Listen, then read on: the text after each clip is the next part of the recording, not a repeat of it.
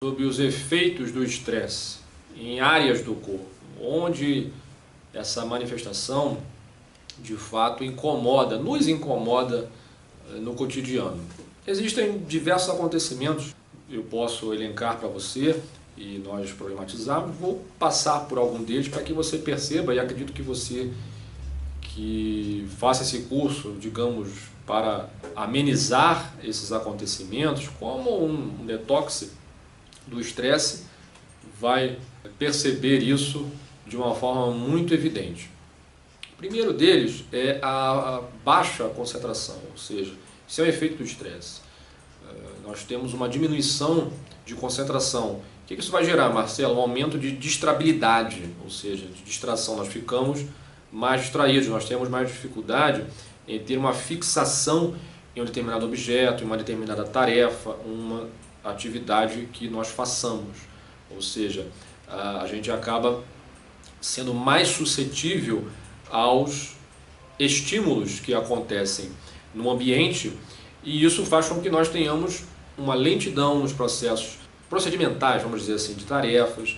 Isso faz com que a gente acabe tendo menos eficácia para realizar uma atividade da vida diária.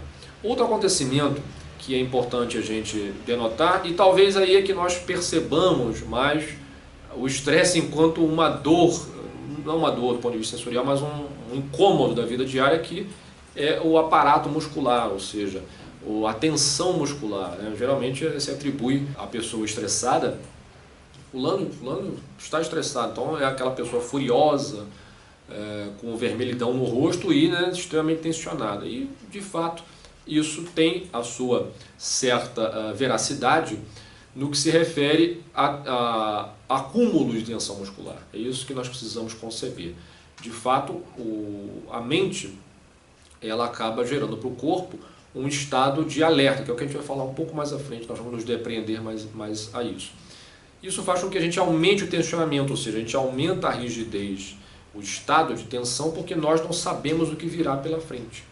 Então isso faz com que a gente tenha diversos acontecimentos bioquímicos e fisiológicos no sistema musculoesquelético, que faz com que a gente emane mais do corpo, faz com que a gente gaste mais energia, né? Ou seja, desde o momento que a musculatura está mais tensionada, por exemplo, a minha musculatura flexora dos dedos agora está flexionada, fazer esse movimento. Então eu estou mandando preciso mandar mais oxigênio para ela, preciso ter mais permeabilidade capilar para essa área, preciso ter uma série de eventos bioquímicos que forneçam mais suprimento de sangue, de oxigênio, de outros mediadores químicos para aquela área. Então, eu estou falando isso numa realidade, né, vamos dizer, decimal, uma realidade muito pequena, mas se você considerar isso num mapa de corpo, numa perspectiva mais abrangente, você irá perceber, né, que isso é muito maléfico para o equilíbrio psicofísico. Quando eu falo equilíbrio psicofísico, você vai ver que por vezes eu vou utilizar termos diferentes, mas que denotam o mesmo significado. Mente e corpo, ou mente e corpo e emoções, que é o que me agrada mais falar nesse tripé, nesse triângulo da dinâmica humana, mente, corpo e emoções, mas também o psicofísico, né, que é o que mente e corpo, não deixa de ser, a gente só troca o emprego da palavra, mas quer dizer a mesma coisa, para que você possa me compreender ao longo da nossa jornada. Então, a questão da falta de concentração, a tensão muscular, é importante falar também sobre questões estomacais. O estresse ele faz com que nós tenhamos uma secreção de ácido gástrico maior. Então perceba quando você, né, que almoça no seu trabalho, almoça rápido ou já almoça pensando em algo que você precisa fazer, precisa desempenhar, você percebe que aquela comida, entre aspas, fica um pouco empanzinada, ela fica, né, um pouco com um processo digestório mais problemático, né, e por vezes você acaba expelindo gases em si que tem um aroma, né, eles têm um cheiro um pouco mais ácido. Por quê? Porque a gente é imposto a uma secreção, uma liberação maior de ácidos que acabam denotando uma acidez no bolo digestório, e isso faz com que a nossa digestão também fique prejudicada. Então isso também acumulado acaba sendo muito ruim para o trato gastrointestinal, né, que acaba também denotando algumas doenças, a constipação crônica, ou seja, a síndrome do intestino irritável. Hoje nós temos um estudo, um ramo também muito interessante de estudo, que é a relação entre os dois cérebros, digamos assim, o cérebro moderno, que é o córtex cerebral, mas o cérebro rudimentar. O cérebro rudimentar qual é? O intestino, o sistema intestinal. Então ele também acaba sendo um grande modulador do estresse. E o estresse acaba também modulando ele, infelizmente, do ponto de vista negativo, que concerne nessa secreção de acidez para o bolo alimentar. Fechando essa parte de efeitos, além de outros que existem, diversos, mas salientando aqueles que eu considero os mais, vamos dizer, impactantes e aqueles que a gente acaba se defrontando com eles na vida diária, que passa pela pele, o tecido epitelial. Ou seja, o estresse ele faz com que nós tenhamos uma dificuldade de cicatrização de feridas, de cortes, enfim, de situações que acontecem no tecido epitelial. Isso acaba sendo um pouco mais lento. Bem como nós também temos uma resistência galvânica mais baixa. O que é resistência galvânica? O galvanismo em si é a capacidade da pele em conduzir os impulsos elétricos. Então, quando nós estamos estressados, se você fizer, por exemplo, uma avaliação por biofeedback, que é um dispositivo que mede a resistência galvânica, alguns medem a temperatura corporal e a própria frequência cardíaca. No que diz respeito à resistência galvânica, você vai perceber que ela está mais baixa, ou seja, a condução elétrica está muito alta.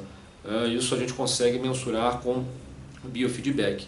Então o estresse ele faz esse acontecimento ficar num nível um pouco mais grave, que, digamos, é fazer essa condução elétrica ficar muito acelerada e reduzir a resistência galvânica. Por que a resistência galvânica?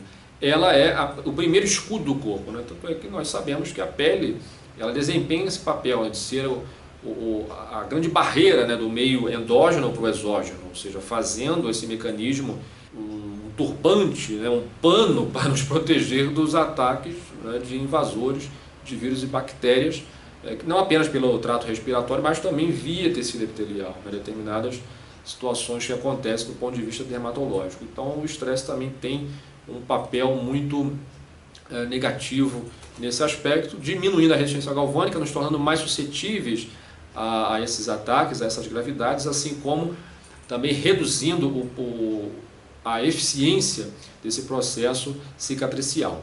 Fechando esse quadro de efeitos, e indo para uma perspectiva mais agora de fechar essa ideia do porquê estudar estresse nesse desenvolvimento, concatenação de raciocínio, nós podemos dizer que o estresse negativo, e eu vou dizer o que a gente vai entrar agora, entre estresse positivo e negativo, o estresse negativo, na verdade, é o grande rival do equilíbrio psicofísico.